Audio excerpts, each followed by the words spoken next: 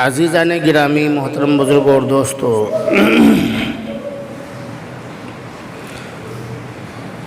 اب سے تیسرے جمعے میں ایک باپ پر، ماں باپ پر اولاد کے کیا حق ہوتے ہیں، وہ تمام چیزیں بہت زیادہ تفصیل سے اور بہت اچھے انداز میں بتلائی گئی تھی۔ جن لوگوں نے جمعہ پڑھا تھا، تیسرا جمعہ، انہوں نے ان سب باتوں کو سنا۔ آج کل جو اولاد ہے وہ اپنے ماں باپ کا کتنا کہنا مان رہی ہے اور ماں باپ کی باتوں پر کتنا عمل کر رہی ہے، یہ جگ ظاہر ہے، اس کو بتلانے کی ضرورت نہیں ہے۔ ہر شخص اپنے بارے میں اچھی طرح جانتا ہے کہ وہ اپنے ماں باپ کے لیے کیسا ہے، اپنے ماں باپ کے ساتھ وہ کتنا اچھا یا کتنا برا سلوک کر رہا ہے، اس چیز کو لوگ اچھی طرح جانتے ہیں۔ اور جیسا کہ زمانہ ہر دن قیامت کی طرف چل رہا ہے، ہر آنے والا دن، ہر گزرنے والا دن انسان کو اس کی موت کی طرف اور قیامت کی طرف لے کر جا رہا ہے، تو برائیوں کا بول بالا ہے، برائیاں بہت زیادہ ہو رہی ہیں اور دن بدن برائیوں میں ترقی ہو رہی ہے۔ آج کی جو اولاد اپنے ماں باپ کے ساتھ کر رہی ہے، آنے والی اولاد اپنے ماں باپ کے ساتھ اس سے زیادہ غلط برتاؤ کرے گی اور اسی طرح سے سلسلہ چلتا رہے گا یہاں تک کہ قیامت آ جائے گی۔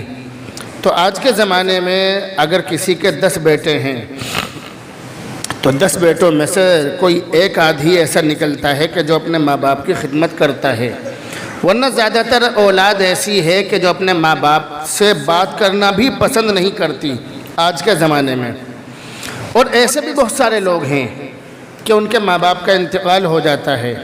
یعنی اولاد نے ماں باپ سے بول چال بند کر دی، ماں باپ سے بولنا ہی چھوڑ دیا، ماں باپ کو ناراض کر دیا۔ اب اسی حالت میں ماں باپ کا انتقال ہو گیا۔ ایسے بھی بہت سارے لوگ ہیں، ماں باپ مر گئے، دنیا سے چلے گئے، اولاد نے ماں باپ سے بات بھی نہیں کی، اولاد اور ماں باپ کے دل ایک دوسرے سے برے تھے،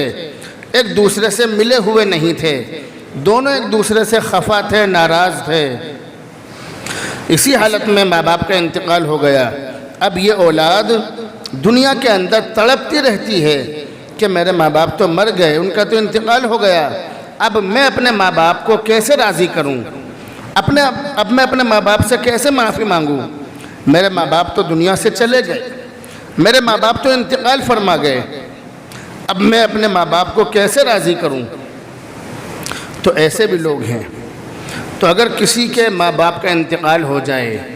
اور اس کے ماں باپ اس سے ناراض ہوں، ناراضگی کی حالت میں ہی انتقال ہو جائے،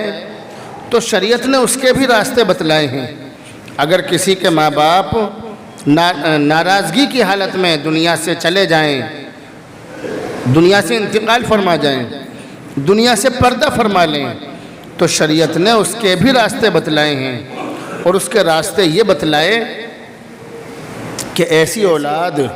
کہ جس کے ماں باپ ناراضگی کی حالت میں ہی دنیا سے چلے گئے، وہ اپنے ماں باپ کے لیے نیک کام کرتا رہے، اپنے ماں باپ کے لیے ایصال ثواب کرتا رہے، اپنے ماں باپ کو ثواب پہنچانے کی کوشش کرتا رہے، روزانہ ہر نماز میں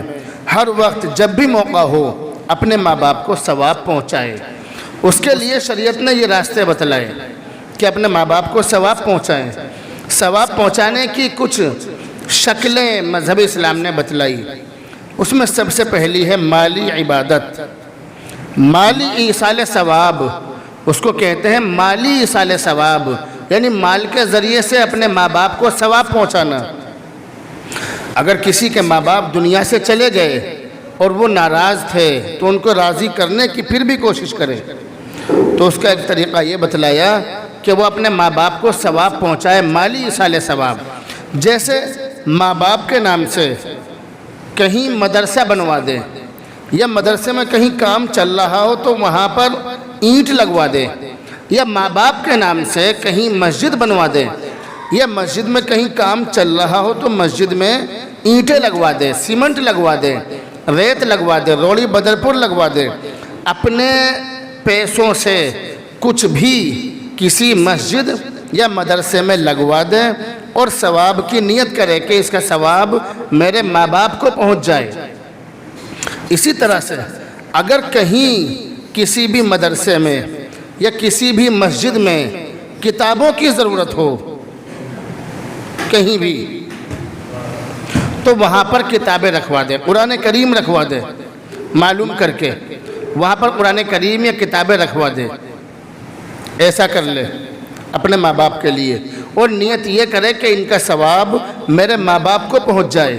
جیسے دینی کتابیں ہوتی ہیں، مسئلے مسائل کی کتابیں، فتووں کی کتابیں، دین کی کتابیں، مذہب اسلام کی کتابیں، جن میں مذہب اسلام کی باتیں ہوں، وہ کتابیں بازار سے خریدیں اور خریدنے کے بعد کسی مستحق کو دے دے،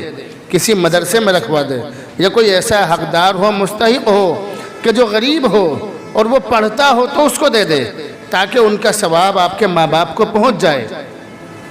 اسی طرح سے اگر کہیں قرآن کریم کی ضرورت ہو،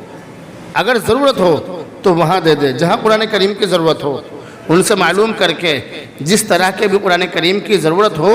ان کو دلوائے، اپنی جیب سے پیسہ خرچ کرے اور خرچ کرنے کے بعد دکان سے خریدے اور وہاں پر ان کو دے دے، تاکہ وہ اس کو پڑھیں اور پڑھنے کے بعد دینے والے کے ماں باپ کو ثواب ملتا رہے۔ مالی ایصال ثواب یعنی مال کے ذریعے سے اپنے ماں باپ کو ثواب پہنچانا، اس کی ایک شکل یہ بھی ہے کہ جیسے مدرسوں میں بچے پڑھتے ہیں تو ہم کسی بھی مدرسے میں مدرسے والوں سے بات کر لیں کہ ایک بچے کا خرچہ جب تک وہ پورا عالم نہ بن جائے، نورانی قاعدے سے لے کر نیچے سے لے کر جب تک وہ پورا عالم نہ بن جائے، اس کا ہر مہینے کا خرچہ میرے ذمہ ہے، اس کا خرچہ میں دوں گا۔ اس طرح سے اپنے مال سے، اپنے پیسوں سے کسی بچے کو، کسی لاوارث بچے کو، کسی اناتھ بچے کو یا کسی یتیم بچے کو یا کسی غریب بچے کو عالم بنا دے، تاکہ قیامت تک یہ بچہ جس کو بھی عالم بنائے گا، جس کو بھی پڑھائے گا تو اس کو ثواب ملتا رہے گا، اس کا ثواب اس کے ماں باپ کو ملتا رہے گا جس نے اپنے پیسوں سے اس بچے کو عالم بنایا۔ تو یہ کچھ راستے شریعت نے بتلائے۔ اگر کسی کے ماں باپ انتقال کر جائیں، چاہے وہ راضی ہوں یا ناراض ہوں، اس کے ماں باپ راضی ہوں یا ناراض ہوں،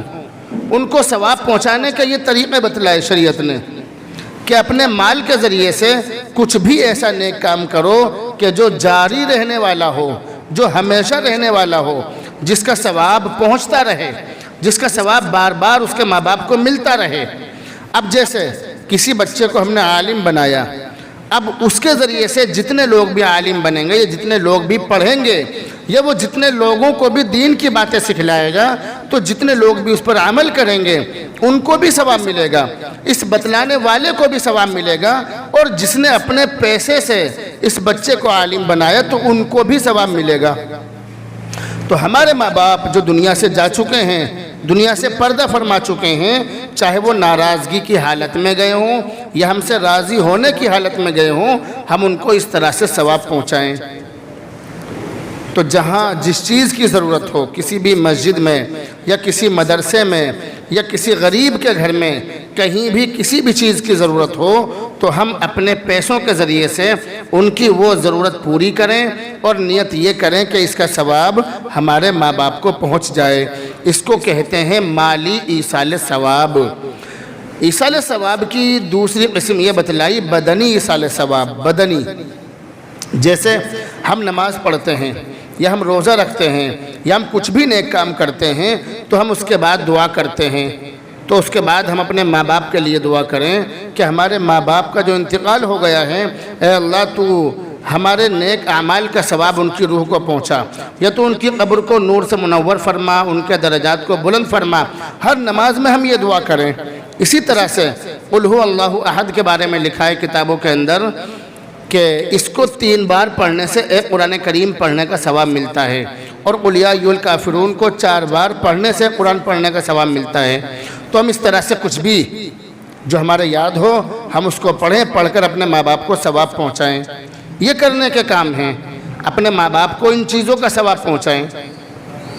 اب جیسے ہمارے یہاں پر انتقال ہوتا ہے کسی کا بھی، آج مقصد بیان کرنا نہیں ہے بلکہ کچھ باتیں آپ حضرات نے کہی اس لیے بتلانے کے بارے میں میں نے سوچا۔ تو ابھی جنازے میں جانا ہوا کسی کے یہاں پر،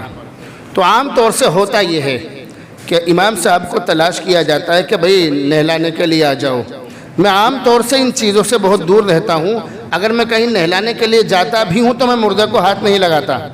میں اس کے بیٹوں سے کہتا ہوں کہ تم نہلاؤ، تمہاری ذمہ داری ہے، تمہارے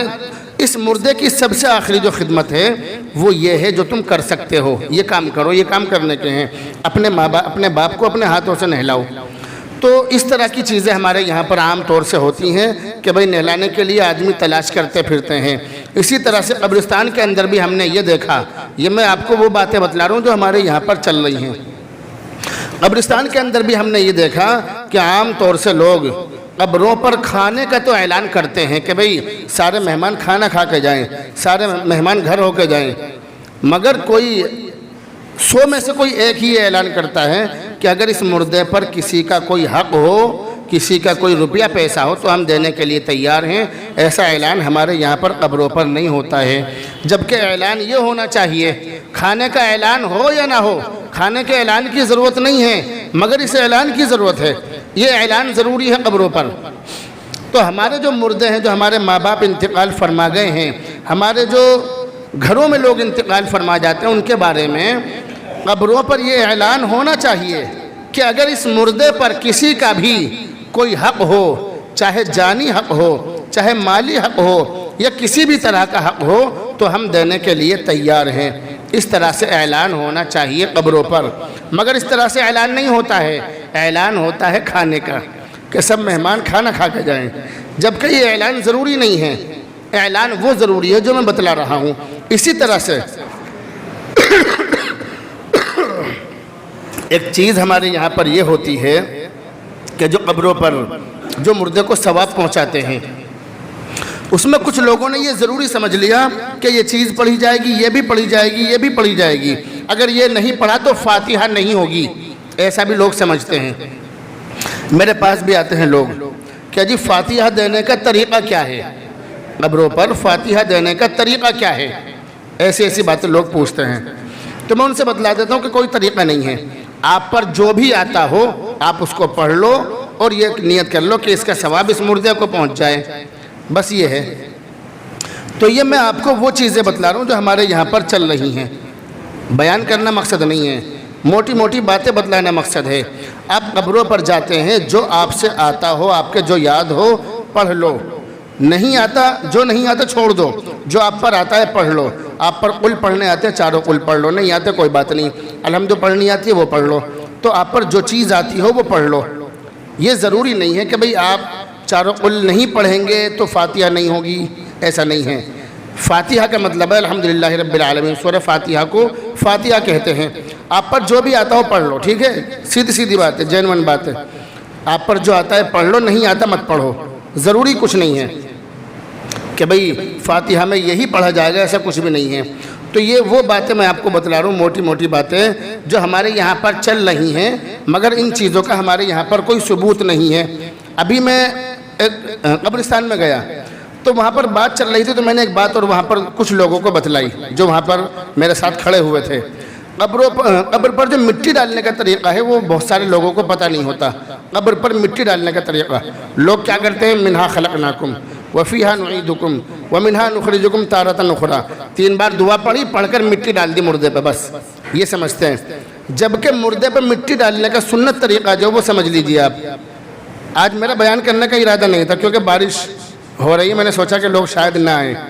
مگر حسرت بھائی نے فون کیا کہ جلدی نیچے آؤ بیان کرو، میں نے ٹھیک ہے، تو اس وجہ سے میں آیا، میں نے 2-4 باتیں میں آپ کو بتلا رہا ہوں۔ تو مردے پر یعنی قبر پر مٹی ڈالنے کا طریقہ کیا ہے، اللہ کے نبی مٹی کیسے ڈالتے تھے وہ سمجھ لیجئے۔ اللہ کے نبی قبر پر مٹی کیسے ڈالتے تھے، اللہ کے نبی مردے کے سرہانے یعنی سر کی طرف کھڑے ہو کر،